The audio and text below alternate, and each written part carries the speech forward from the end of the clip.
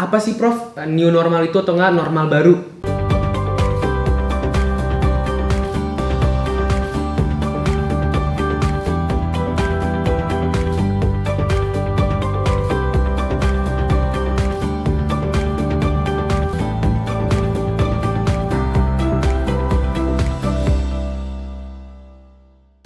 Halo sahabat Alter dimanapun kalian berada, kembali lagi bersama saya Gibran. Kali ini saya dengan Profesor Dr. Faisal Yunus. Halo Prof, gimana kabarnya? Alhamdulillah kabar baik. Oke, kabar baik. Oke, hari ini saya akan membahas new normal. Nah, Prof, ada sih yang menanyakan nih dari teman-teman sahabat Alter nih. Itu yang pertama, apa sih Prof new normal itu atau enggak normal baru?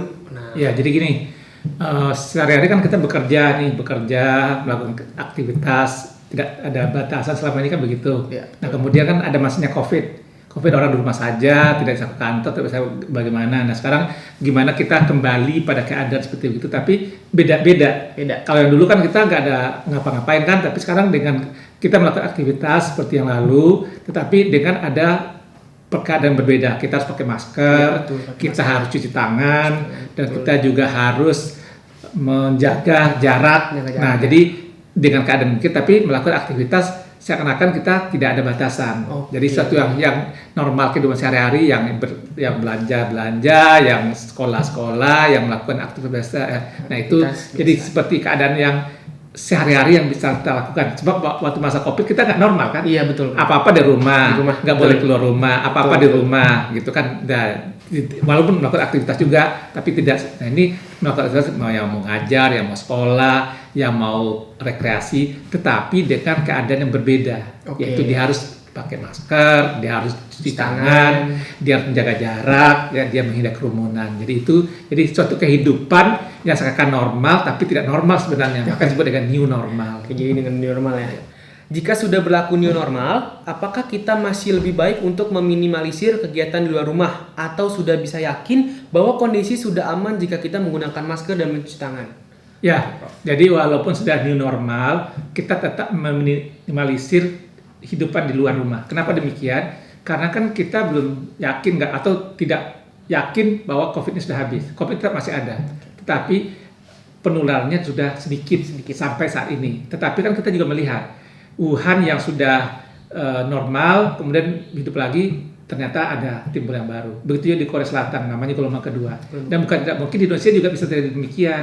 Maka itu sebabnya pemerintah juga melakukan namanya masa transisi. Diberi waktu 2-3 pekan, nanti dilihat. Kalau ternyata ada 2-3 pekan ini ternyata lonjakan pasien COVID yang meningkat lagi, mungkin kita kembali pada PSBB lagi. PSBB lagi. Ya, jadi oleh sebab itu, walaupun new normal sudah dimulai, tetap kita membatasi aktivitas. Mana yang penting-penting saja dulu, sembari kita melihat mengevaluasi.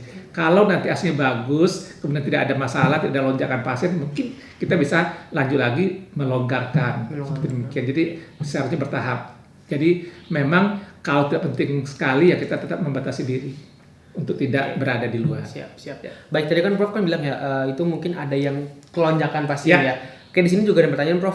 Apa aja sih persiapan yang dilakukan tenaga medis saat ini untuk menangani apabila terjadi kelonjakan pasien COVID dalam pemberlakuan new normal? Oke, ya tentu kita sudah berantisipasi. Yang terang kan rumah sakit rujukan sekarang udah banyak, bukan terbatas seperti yang awal. Dan kemudian juga persiapan antara lain alat pelindung diri, kemudian obat-obatan. Nah itu semua sudah tersedia. Memang kapasitas sekarang ini kan sudah dimaksimalkan dan pasien ada kecenderungan berkurang kan kalau dimasalahkan, maka oleh sebab itu pemerintah bisa melakukan new normal. Tapi begitu ada lonjakan nanti akan ada input dari tenaga kesehatan supaya pemerintah juga melakukan berbagai usaha agar jangan rumah sakit nanti kewalahan lagi seperti pada awal-awal.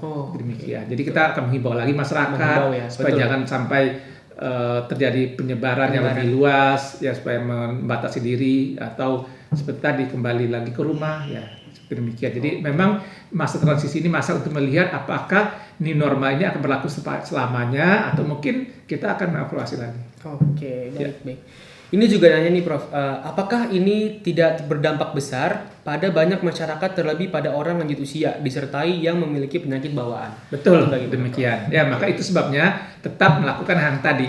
Harus tetap pakai masker, harus tetap menjaga jarak, harus tetap cuci tangan. Karena dengan demikian mengurangi kemungkinan terjadi penularan. Karena memang misalkan dengan ada new normal orangnya ke kantor lagi, tapi kan dibatasi yang muda-muda dengan harapan kan mereka kemungkinan untuk punya gejala sedikit. Tapi kan kalau dia termasuk orang yang terkena COVID tapi tidak bergejala, dia pulang ke rumah, di rumahnya ada orang tuanya, ada saudaranya, ada tetangganya, ada siapapun yang punya risiko kan bisa tertular. Dan buat mereka akan bisa berakibat fatal. Ya, itu sebabnya. Kan, maka itu sebabnya ada himbauan untuk yang bekerja itu di bawah umur 45 tahun dengan harapan mereka imunitasnya bagus. Tapi kan dari pengalaman kita ternyata yang terkena COVID ini kan bukan hanya umur di atas 60 tuh, ya. Yang muda juga ada juga. Seperti demikian kan, anak bahkan kan. Jadi iya betul Prof. Kita tetap harus waspada. Berarti untuk dengan herd immunity itu bagaimana Prof? Nah, kalau herd immunity ini begini. Jadi itu contoh Swedia. Okay.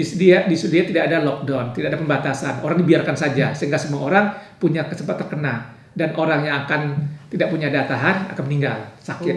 Sedangkan yang punya daya tahan dia akan hidup. Maka herd immunity itu adalah suatu imunitas yang timbul di masyarakat dengan terkena infeksi COVID. Dan untuk Indonesia berbahaya sekali. Karena dengan demikian ya kita punya sekian persen orang-orang yang tua yang akan bisa saja diperkirakan kalau diperlakukan seperti demikian mungkin sekitar 18% orang akan meninggal. Oke. Ya cukup banyak ya. Jadi karena kita apalagi dengan Indonesia kan tidak semua orang hidupnya sehat, semua orang imunitasnya bagus, apalagi orang dengan data yang rendah yang hidup di tempat-tempat yang tidak baik, tidak layak, kemudian ekonominya nggak baik kan Indonesia. Jadi kemungkinan akan terkena dan akan berakibat fatal. Jadi untuk herd immunity mungkin sebaiknya tidak terapkan di Indonesia. Jadi kita tetap ada pembatas seperti ini untuk mengurangi penularan COVID-19.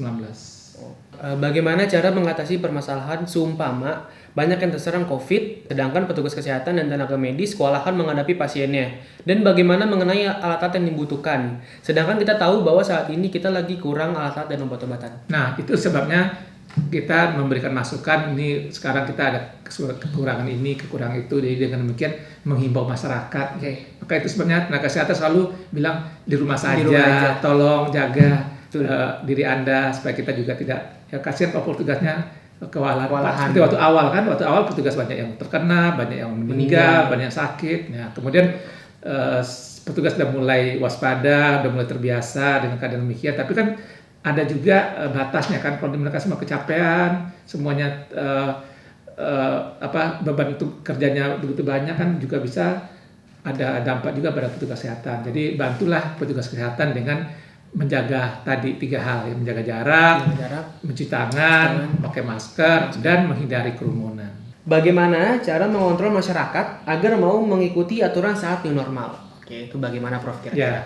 Jadi pertama tentu saja masyarakat sendiri membatasi diri dengan hal tadi karena tahu konsekuensinya. Ya, kedua kita juga meminta petugas.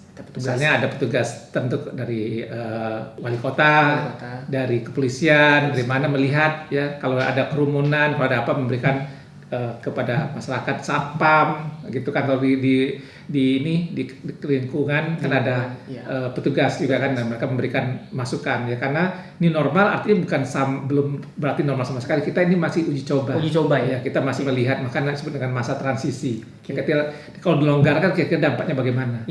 Karena ternyata kan ada RT kan, artinya rasio terjadinya infeksi pada waktu awal kan 4, jadi satu orang bisa menularkan 4. Sekarang ini rasionya kan 0,9, jadi satu orang kemungkinan akan menularkan 1 orang, masih tetap ada kemungkinan menularkan 1 orang ya. Jadi kalau yang paling bagus kalau rasionya udah setengah, jadi satu orang akan menularkan setengah, jadi kemungkinan lebih kecil kan. Jadi sekarang ini data terakhir yang disebut oleh Gubernur Anies Baswedan itu RT-nya 0,9, jadi masih ada kemungkinan menularkan hampir 1 orang gitu. Jadi artinya ada kemungkinan menular itu masih tetap ada. Maka dengan demikian menjaga tadi ya, menjaga jarak, kemudian cuci tangan, pakai masker, menghindari kerumunan.